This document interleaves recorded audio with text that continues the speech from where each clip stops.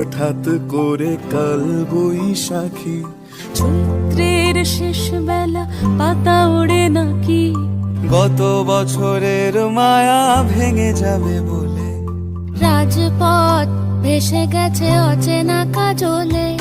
দু চোখে হঠাৎ করে কাল বৈশাখী, চৈত্রের শেষ বেলা পাতা ওড়ে নাকি, গত বছরের মায়া ভেঙে যাবে বলে রাজপথ ভেসে গেছে অচেনা কাজলে।